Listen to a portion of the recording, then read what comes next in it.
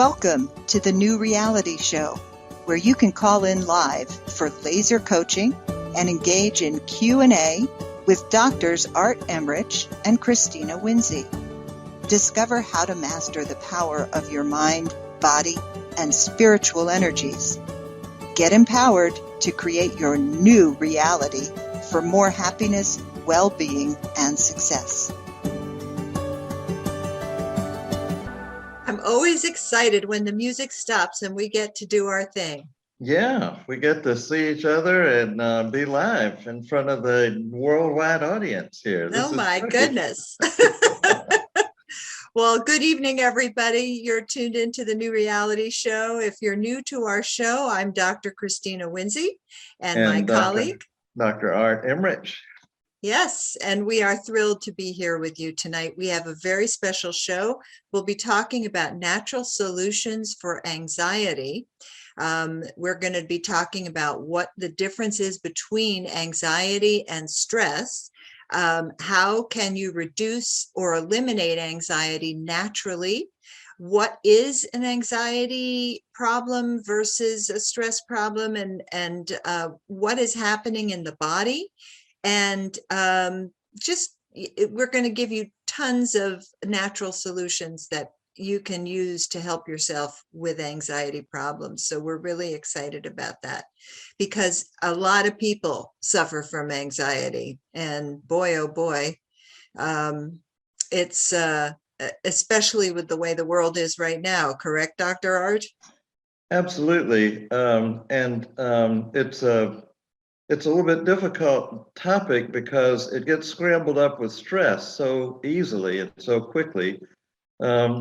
Stress can produce anxiety, anxiety can produce stress, and so we're going to try to untangle them a little bit for you and hopefully help you see your way out of either one or the other or both with some of the practices that we've got. Exactly. Yes. So just a little bit about the show. Again, we are doing this show because we wanted to provide solutions for people in this very stressful world that we're living in, speaking of stress. And between us, we have about 100 years of one-on-one practice working with patients and clients and helping them. But we wanted to reach a wider audience and be able to help a lot more people. And we felt that the radio show would be the perfect way to do that. So that's why we're here. It's a labor of love, and we offer to you whatever we can provide. And let's get started. So okay. I just want to say a couple things. One is this is a call-in show. So we invite you to either join the discussion, ask a question, get laser coaching right on the air. And Thomas, if you'd put up the phone numbers, if you want to call direct toll-free in the United States, you can dial 888-627-6008. Or if you are outside the US, you can dial 323, use a 1 before that, 1-323-744-4831. We also invite you, if you enjoy the show, we would love for you to be a subscriber. And you can find that right on our show page.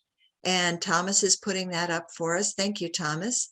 And if you click on that little link, you can become a supporter. And we deeply, deeply would appreciate that because it keeps the lights on, helps us to help more people. So with that, we're going to go forward with Dr. Art's tip of the week. Okay. Following the practice, I have a one-word name for this script. It's called Now, N-O-W. One of the interesting things about the way we live our lives is we know that we cannot do anything yesterday. It's gone, and we can't do something tomorrow because it's not here yet. We can only do something right now.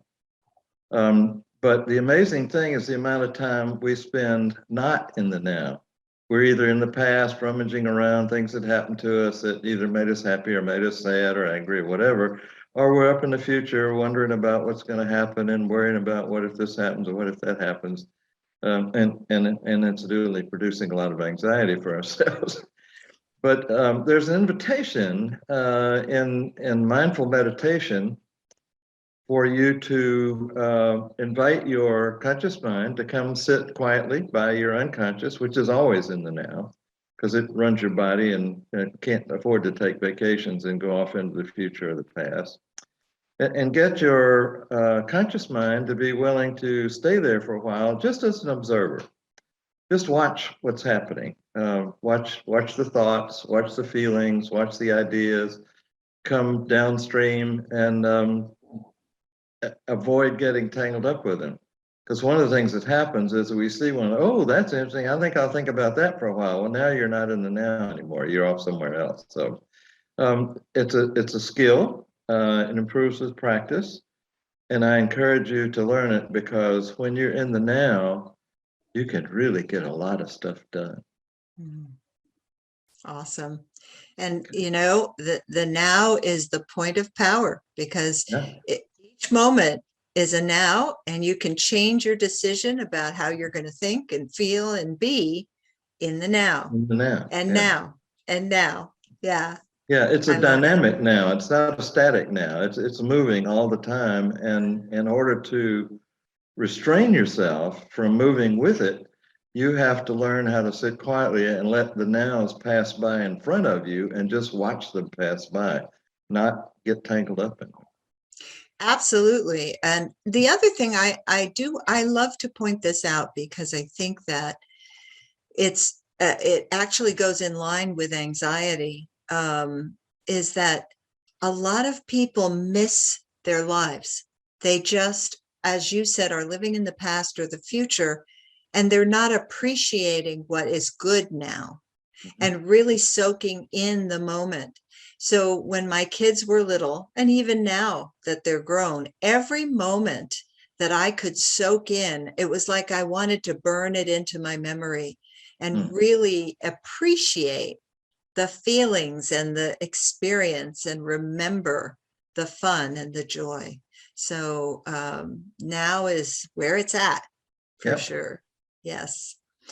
Well, we have a very big topic and a big job to do here, Dr. Art. Yes.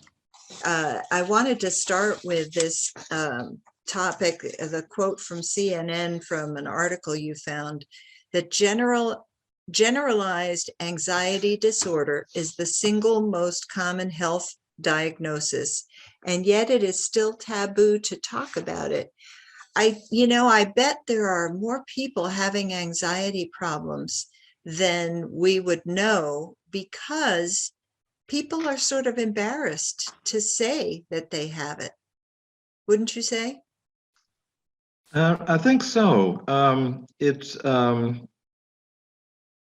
I was surprised in doing the research as how debilitating anxiety can be. It can actually shut everything down, where you become powerless, really, unable to speak, to move, to take any action at all. You're just really paralyzed. And so not all anxiety is quite that dramatic, but quite a bit of it is. I deal with, for example, with students who have test anxiety.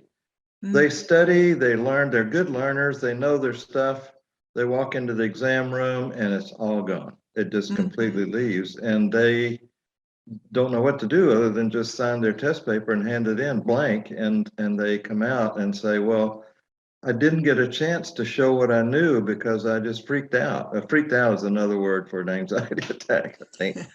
And so I work with them a lot, just teaching them how to calm down while they're studying, before the test, and how to calm down during the test. And all of a sudden, their test scores shoot up and their grades shoot up, and not because they've gotten smarter at all, but just because they're able to finally relax and demonstrate what they know. So our bodies can really lock up on us if we allow them to, and don't know any anxiety reducing practices, and we're going to give you some so that you can really take some action when that kind of thing happens. Well, I believe from what we've been reading and what we know ourselves is that when someone's under a tremendous amount of anxiety, they may not be diagnosed with PTSD or an OCD type of compulsive anxiety disorder. It might just be this GAD, the generalized anxiety disorder, but it's very real to people. And what literally happens is, just like with high stress, there's a clamping kind of thing on the brain. You can't think as well. Yeah. And think about it, when you're stressed, the blood is pumping, and it's less is going to the brain because it's more going to the muscles, so you can run away from the tiger, you know. So the problem, one of the biggest problems, which you just talked about with test taking, is that the thinking process is not as clear. One So of, one of the things that I show my clients is a picture of about 8 different camera apertures that one of them's wide open with a big opening for light to come through, and that's relaxed. And as you get a little bit uncomfortable and nervous and concerned and worried and so forth, and these things, so that by the time you get down to anxiety and a clamping down, sometimes completely. Where now what I describe that hole is the access port between your conscious mind and your unconscious mind. And when you're a student taking a test, you have studied consciously. You sit down, you read, and you read it over again, you repeat and repeat. And what that's doing, hopefully, is transferring that information into your unconscious.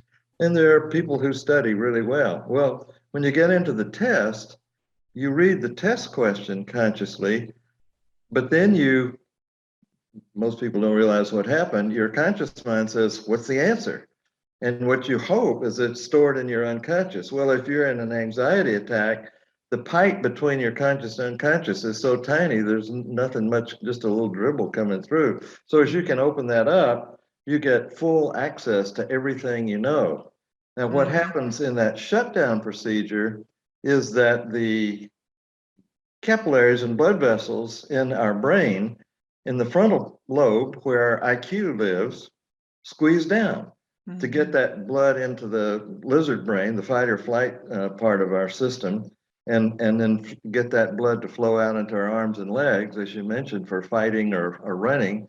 And so what's happened is when you're stressed, you're dumber than when you're relaxed. Your yes. IQ literally goes down. And so it's not relaxation, it's just not a nice thing to do and it feels better and all that. It also opens up the blood flow so that you have access to what you know.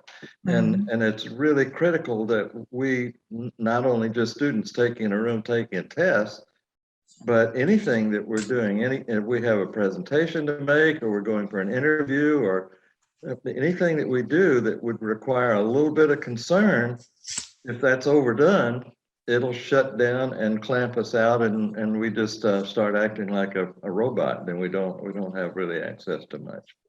Absolutely.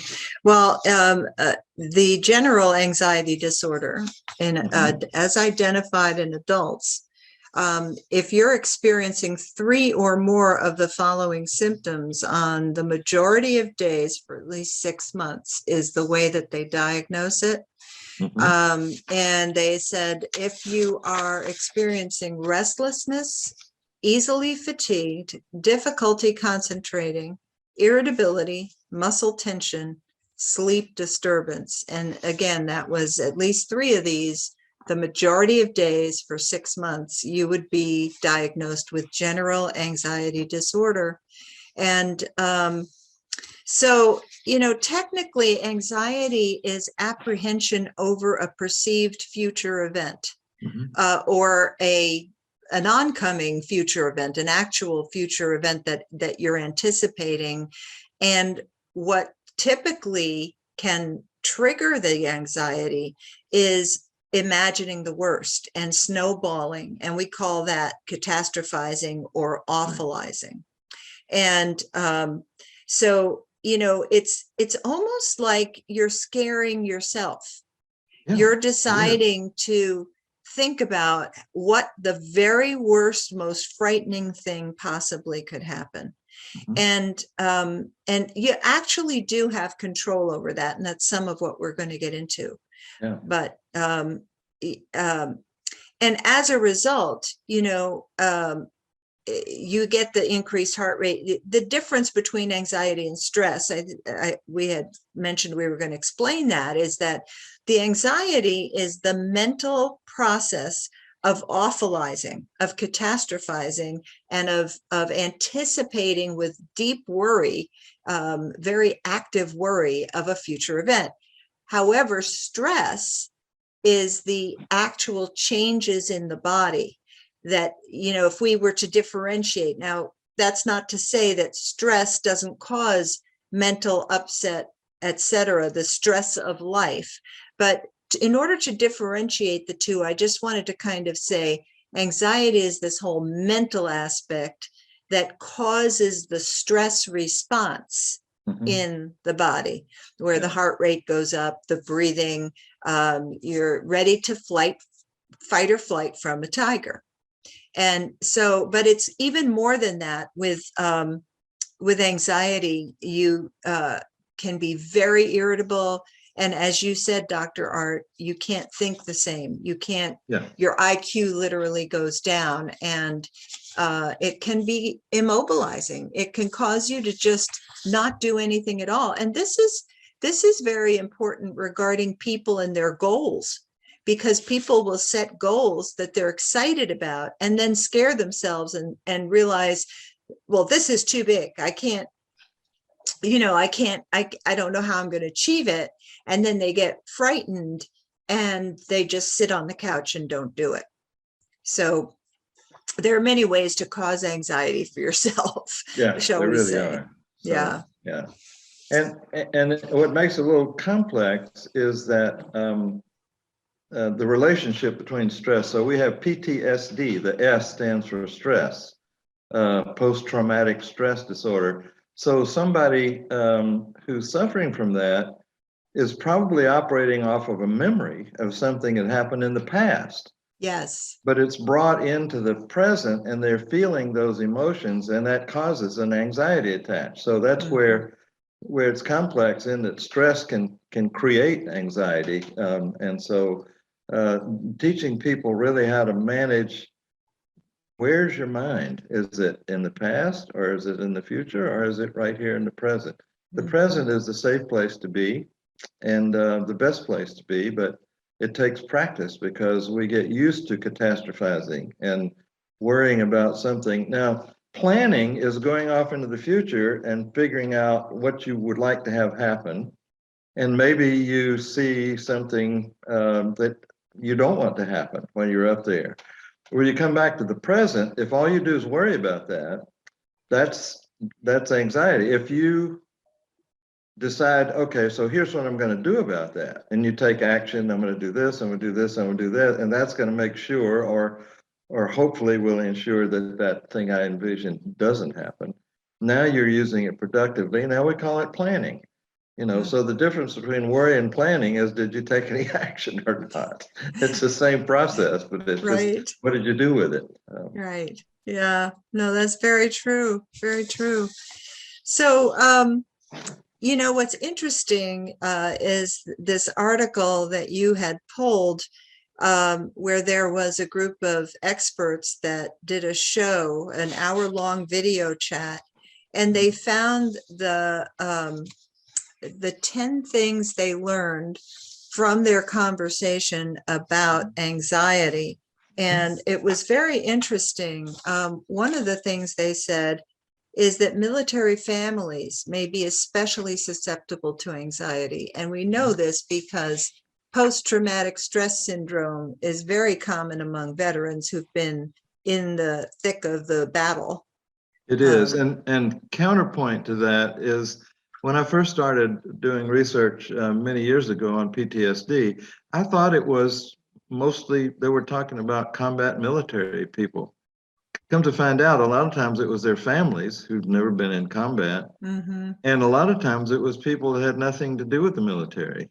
The Mm-hmm. people who had seen a traumatic event, children particularly, or somebody who's gotten fired from their job or their home burned down or something. That there are a lot of ways that people can get into post-traumatic stress, and it's the memory from the past invades the present because we went back to the past and got embroiled in it again, and we had all these emotions. And one of the things that I teach is how do you leave those emotions back there where they belong in the past, and not bring them into the present moment. Same thing with the future. You can go up in the future and get all worried and upset about something that might happen.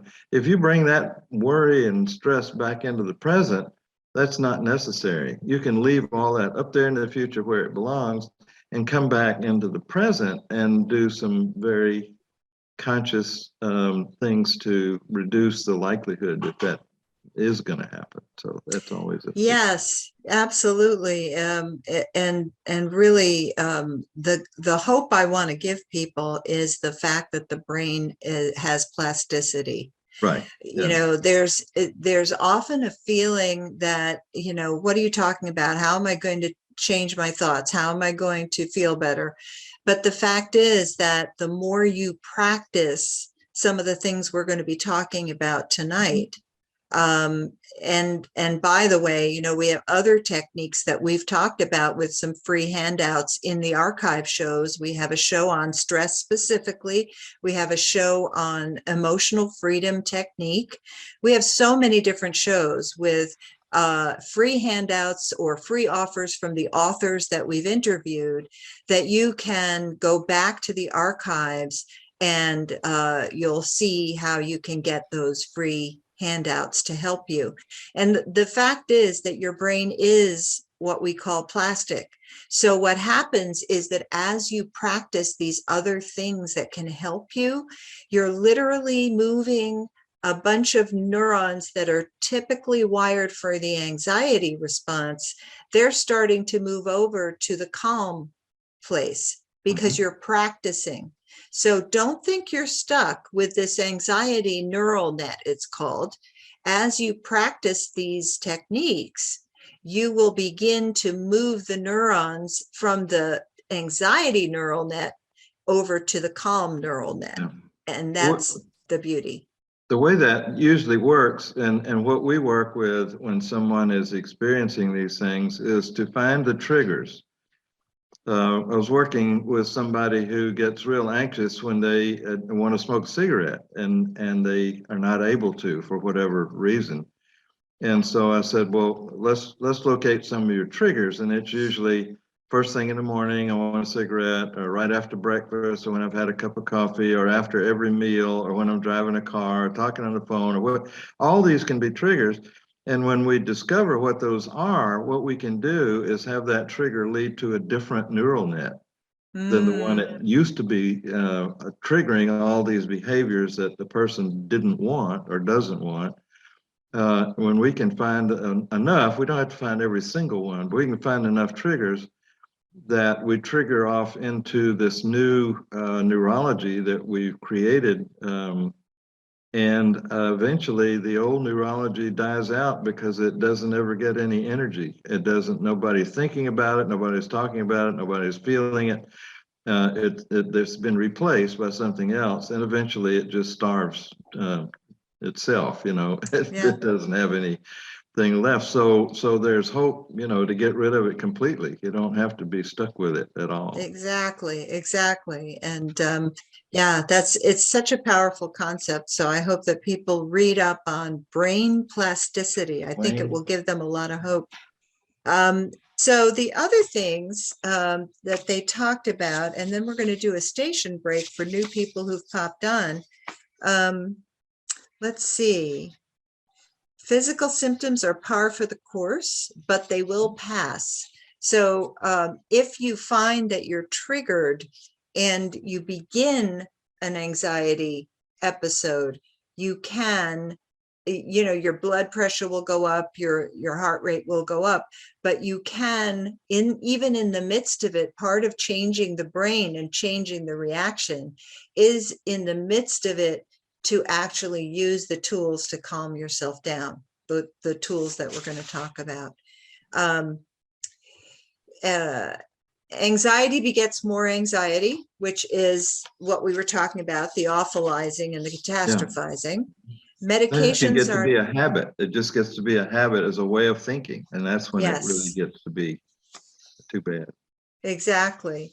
They say that medications are not one size fits all. We know that for sure. And not everybody is going to respond to, what we're going for tonight are non-medical, non-pharmaceutical types of solutions. So if someone is working with a psychiatrist or a doctor, they can certainly talk about the medications with that professional as they're learning to make changes in a more natural brain control way. And there's so much here. So I want to get to the solutions. Let me first do a real quick station break. If you've just joined us, you are on the New Reality Show. Thanks for tuning in. And we are talking tonight, obviously, about anxiety. And we want to provide you with some natural solutions for calming and learning how to take control of your brain and your experience so that you can deal with anxiety in a better and better way naturally and actually eliminate anxiety attacks. So if you'd like to join the discussion and be live with us, you can call in. And the phone number toll free in the US is 1-888-627-6008. And if you're outside the US, you would dial 1-323-744-4831. And we always welcome calls if you have questions, if you want to get coached on the air, or if you just want to join the discussion. We always welcome our listeners to call in. So what do you say we get to some of these solutions? Do you have some other things you want to talk about before we do that? No, I think we ought to get right into some practical applications. We always promise our listeners to give you some things you can take away from this show and start doing right away to deal with whatever the topic is that we have for that week. Right. Okay. So go ahead.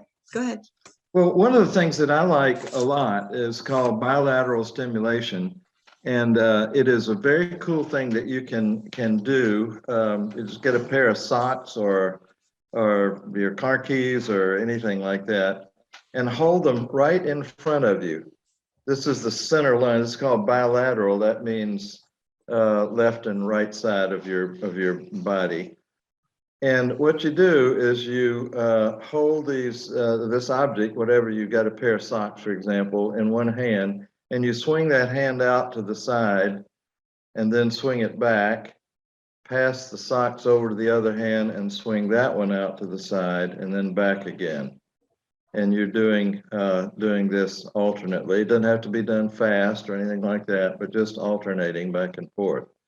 Now, a little bit of an advanced way to do this, and much more powerful, is if you will follow those socks with your eyes, not your head, but just with your eyes. Follow it out to one side and then the other, just with your eyes, keeping your straight ahead. Okay, so what is that doing? Well, we know that the left side of your body is controlled by the right side, the right brain, and the right side of your body is controlled by the left brain. Well, stress originates in either the left or the right hemisphere, and we don't even have to know which one it is, but we know that that is where it comes from. Mm-hmm. So what you're doing when you're forcing one side and then the other side and then the other side, and it's like a windshield wiper going back and forth and back and forth. And pretty soon, the neurology is so confused that it was trying to be anxiety producing about something that was somewhere in the brain, and you yanked everything away, and then you put it back, and then you yanked it away again and put it back.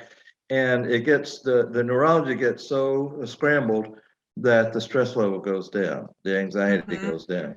So a great thing to do is to give yourself an assessment and say 1 to 10, what level of anxiety am I feeling right this minute? And then do this for a little while, and you will literally be able to experience the stress level just dropping, dropping, dropping. And when it gets to a level that you think is, okay, I can handle this now, then you can stop.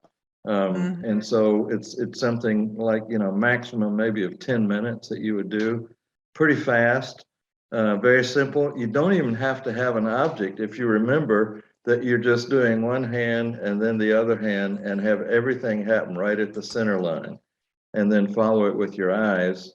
That gets into an EMDR modification, eye movement desensitization. So the combination of the two is a very potent way to instantly reduce anxiety, and a one that you can do most anytime, anywhere. And that's so powerful. It's almost like in addition to the EMDR, it's almost putting you into a meditative state because you're Yeah. having to Mhm. concentrate on this. Yeah. So And I one can actually really like do it. the idea of moving the sock because Yeah. that is part of the concentration required. Right. It's like, how do Yeah. I get it from one hand to the other? The Okay. other. Yeah. Yeah, yeah. So very Yeah. powerful. I love that, Dr. Art. Yeah. Um, then also, I think people who suffer from anxiety, if they are chronically insomniac, if they are not getting enough sleep, in fact, when you are deprived of sleep, your anxiety levels are at risk. You really are at risk for more more vulnerability to stress and anxiety ways producing ways of thinking. Right. And so getting enough sleep is a simple solution to being your best. And it's something that, as we did a show on sleep, thousands of people are suffering from insomnia. So go to that show, that archived show, and learn how to help yourself do better with sleep. But so that's one of the main things for self-care. And so many people overlook sleep, but sleep is involved in controlling your weight, in regulating your body, in growth, in repair, and processing everything mentally that happened during a day. Your brain sort of files everything at night when you're sleeping.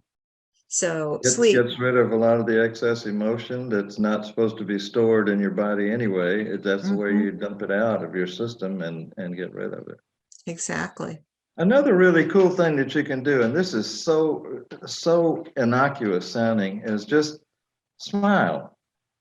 Um, Even further than that, the best negative emotion destroyer is laughter.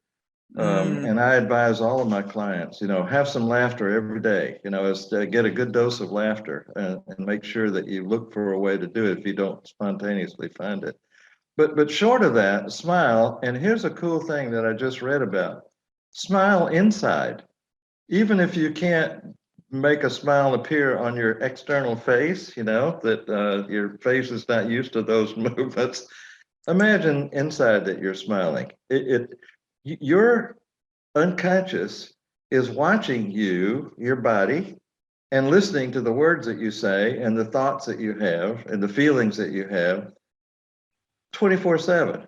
It mhm. never goes to sleep. It's watching, even while you're sleeping, it's watching what's going on.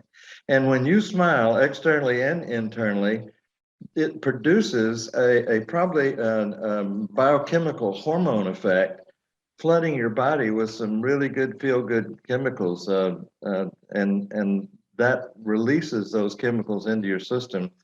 Really good anxiety reducer right in itself. So just smile. And smiling is such a key thing. So excellent. Also, it helps if you have a calmer environment. So if your environment is one that is cluttered, If your environment is one where you have piles of papers and you're just not organized, you can make a big difference in how you think and how you feel when there's a calmer environment around you. So, and that even includes, do you take bubble baths? Do you like bubble baths and lighting a candle, or dim lighting and just being quiet with nice music or something, anything to improve your environment? And if all you have is a little corner of a room that's just yours, where you can set it up the way you want, set it up the way you want, and get rid of all the piles of clothes or papers or things that might be cluttering up your environment. And it helps your brain to be less cluttered as well. Yeah. Another one is expressing gratitude. Dr. Bruce Lipton really waxes poetic on this idea that gratitude changes the chemistry of your blood, which bathes all of your cells. And the most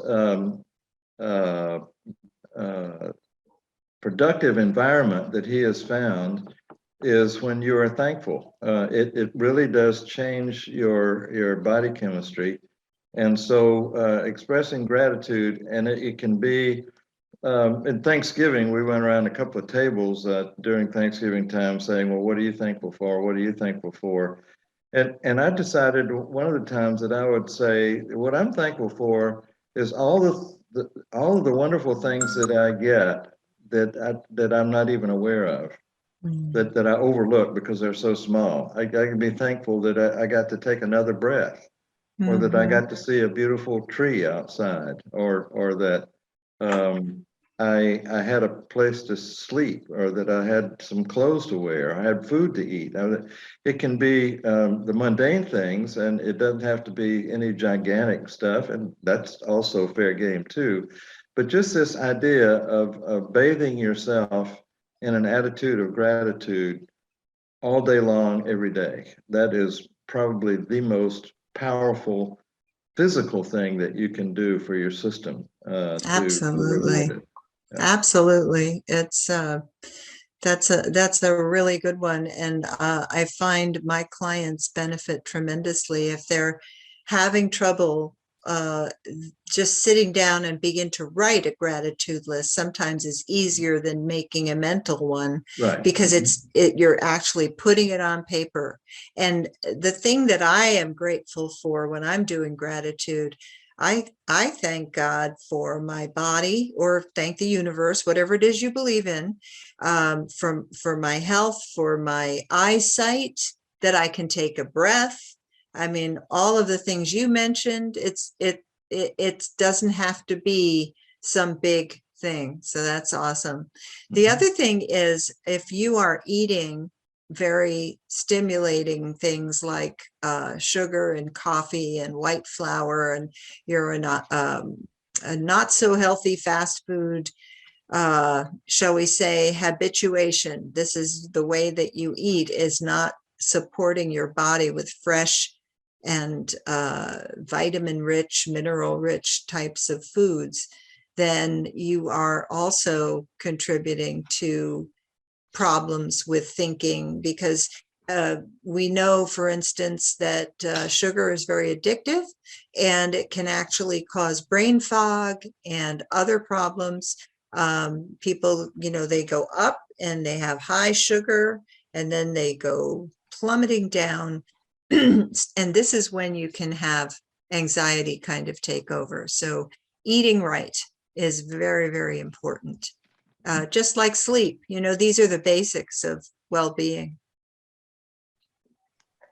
Another one, there are a lot of breathing programs available. Some of them download, they things you can have playing as you go to sleep at night. Some of them are more academic kind of studies about breath. There's box breathing, the 4-part, 5-part.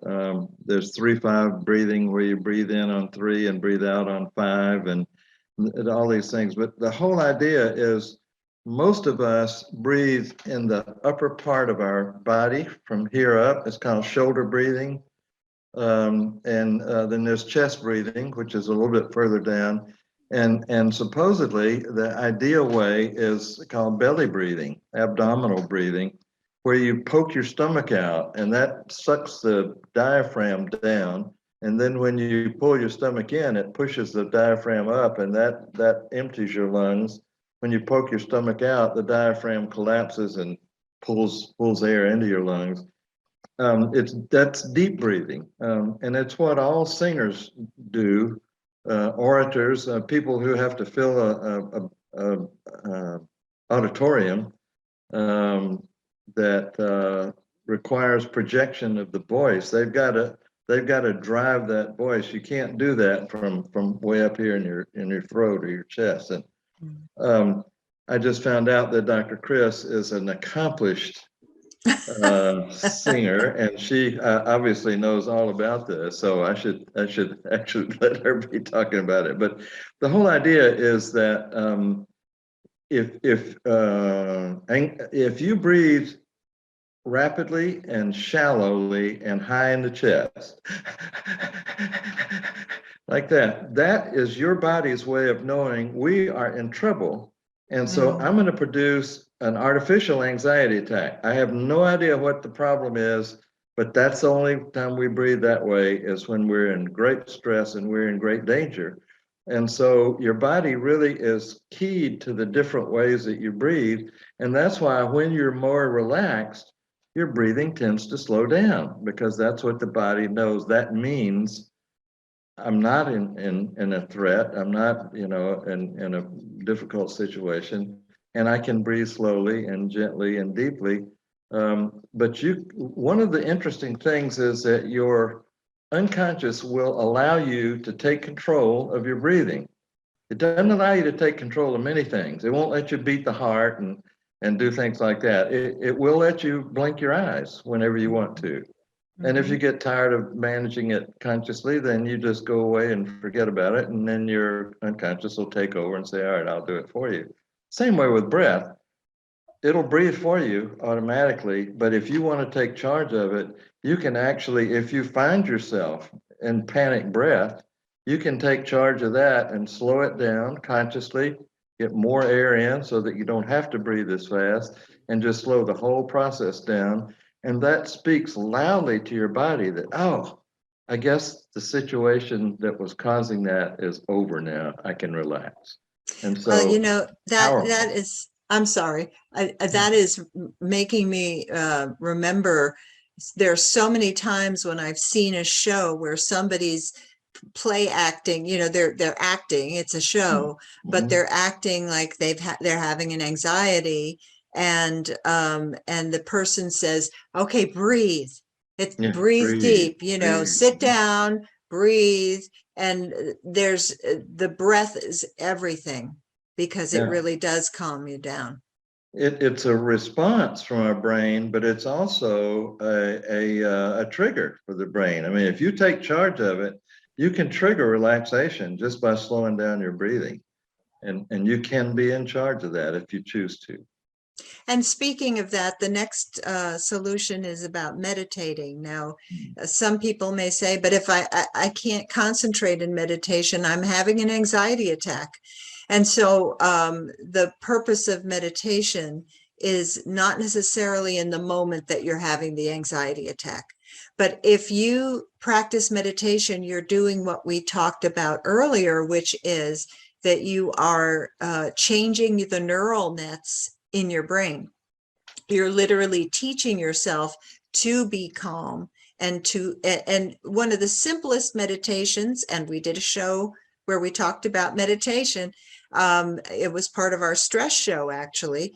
Um, when you follow the breath, you don't have to stop your thoughts. You don't have to do anything but follow the breath. And if your conscious mind is focused on breathing in and following the breath back out, and feeling air coming into your lungs and feeling the air go back out. And as Dr. Art talked about breathing just now, combine it with meditation as a practice. The breathing that he's talking about can be used in the midst of an anxiety attack. So when you're having one, to remind yourself and actually do what he's saying about slow breath, that's a belly breath, and calming yourself down with that trigger to your brain that, oh, okay, we're okay. But in between the anxiety attacks, as you're trying to teach your brain, using meditation is a very powerful way to break off those neural nets that are anxiety ones and make them go over to the calm, peaceful you that you can become. So meditation. As you probably have seen through by now, a lot of what NLP and hypnosis is involved in is something called pattern interrupts.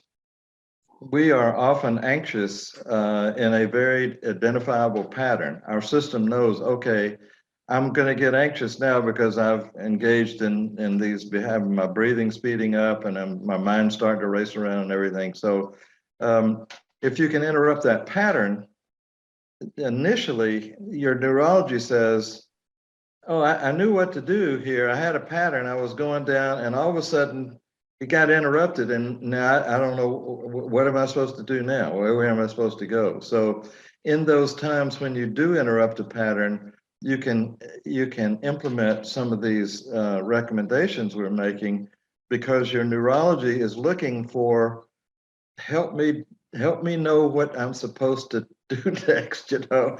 And when you come in with a wonderful neurological pattern of calmness and peacefulness, and then all of a sudden, oh, okay, I can do that, you know, and it'll shift over right away. Mm-hmm. So it's amazing how that can work. Now, if you don't know how to do belly breathing, lie down on your back on the floor, put a book on your stomach, and breathe, making the book go up and down as far as you can, you know, up high and then down as low as you can, and then up as high as you can and down low. That is belly breathing, and you'll be able to see it that way and feel it with the book on your stomach. Well, speaking of that, there's a game that we used to play when we were younger, where we would, I remember at a summer camp that we would all lie on the floor, but I would put my head on somebody's belly and they had their head on the other person's belly, and so on and so on. And then we'd all just laugh and our heads would be bobbing up and down, laughing, all of us. And you can actually pretend that something's funny and giggle and laugh, and just the act of going ha ha ha ha, ha, you know, it just like the breath is a trigger. Yeah, your brain is hearing laughter you laugh. Yeah. And so now you're in the mode of humor, which you brought up earlier, that really kind of alleviates some of the tension. And it is a pattern interrupt. It is a way, you know, one of the things I do with my clients when they are kind of going on and on about, you know, the struggle, and they're talking about, and I just say, okay, what is the main thought? And I want you to just repeat that, and I'm going to say something, and they go, okay. And so they start repeating, well, I don't think I'm good enough. I don't think, and my mother told me, and I start singing Yankee Doodle Dandy, and they crack up because I'm actually causing them to stop a pattern of thought. Right. And it's the same kind of thing, you know, and it gets you laughing. So what gets you laughing? Think about that and use it as a tool so that you can interrupt the anxiety attack. And you mentioned NLP, Dr. Art, and I think one of the most important parts of NLP is how we use our visual. And so if you have something that if you're visualizing the awful thing, if you're catastrophizing with an awful visual, the typical is a mother who's up at 2 a.m. because their kid isn't home and they're visualizing their kid in an accident.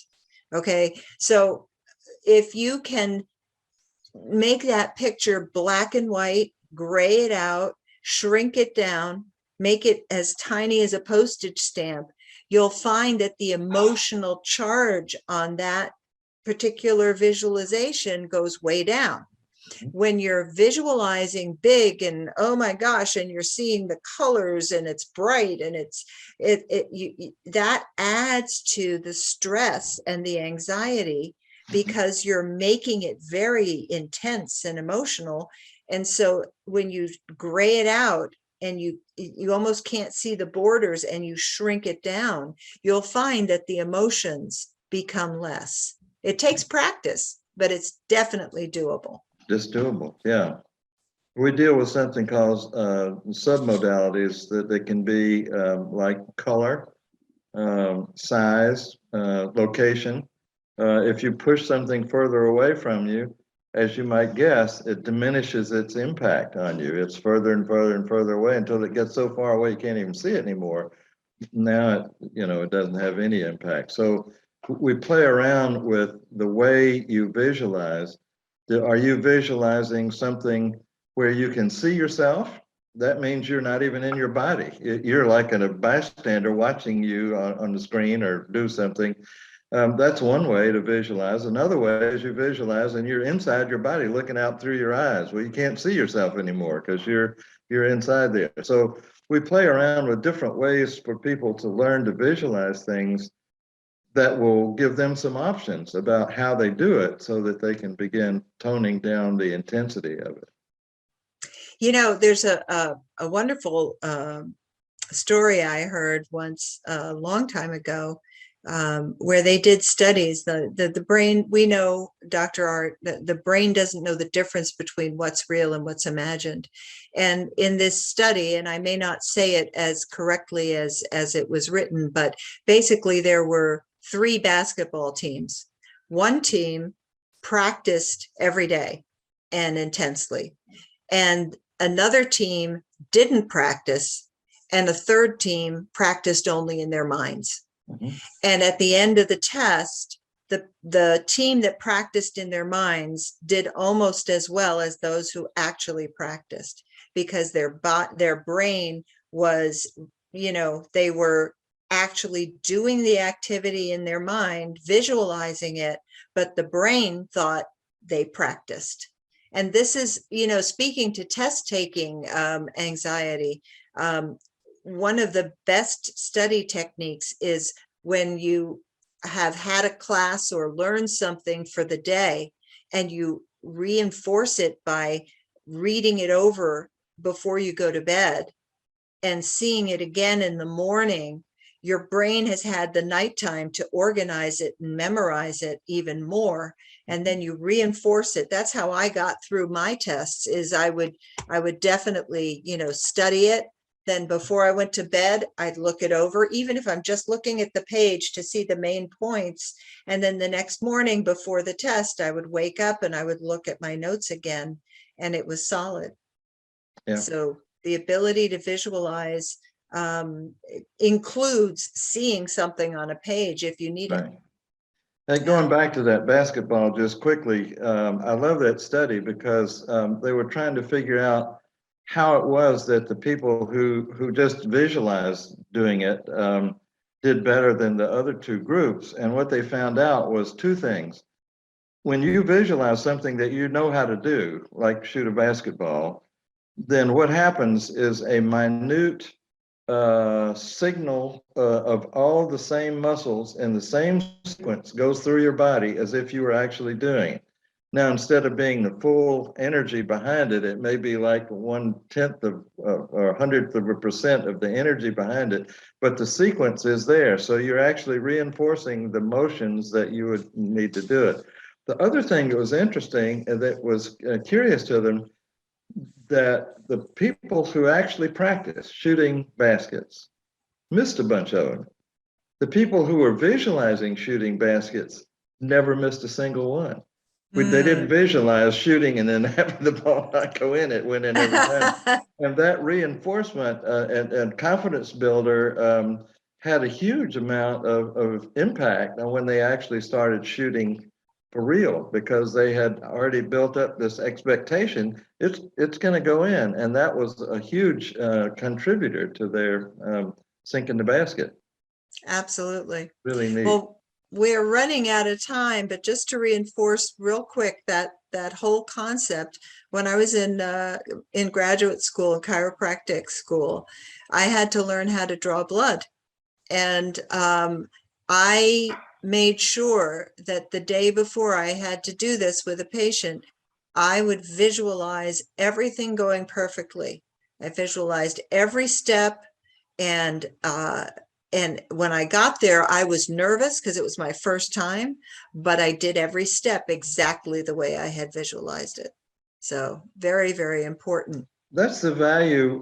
What I do with a lot of my clients, particularly ones that are going in for surgery, you wouldn't think of expecting to go to a play and enjoy it where the actors had never practiced at all. They just got the script and they read it and everything. Yeah, I think I got it. Okay, well let's put on this play, but they didn't actually practice. So what happens is these visualizations are called rehearsal. Mm-hmm. And the body does not really appreciate unexpected surprises. Yeah. Even when they're not really that bad, it's just that they're unexpected, and that's the uncertainty and things like that, the unknown.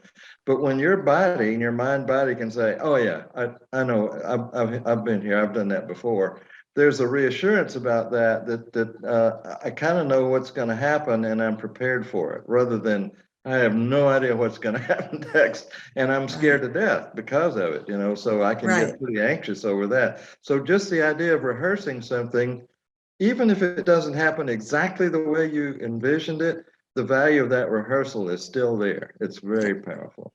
Absolutely. Well, we are out of time, believe it or not. Hey, I can't believe it.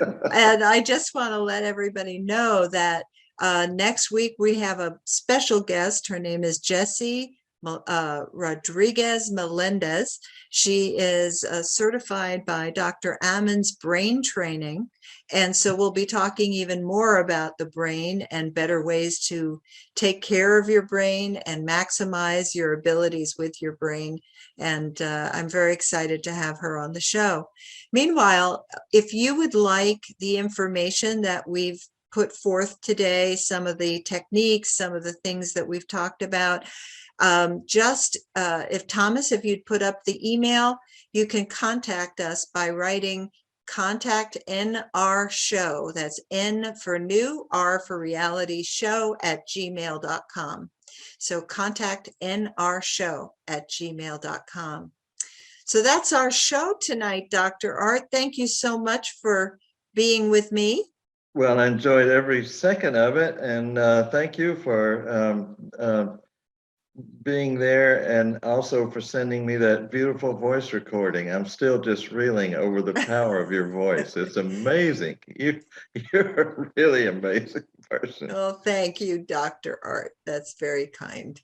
Yeah. All right, everybody. We'll see you next week. And until then, please practice these techniques and take good care. Right.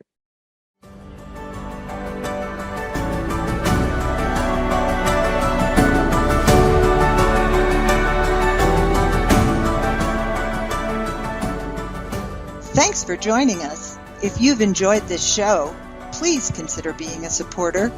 You can find that on our show page. Tune in every Friday night at 6 p.m. Pacific, 9 p.m. Eastern, and find us on Facebook at facebook.com/New Reality Show for announcements of upcoming topics and exciting guest interviews. Bye for now.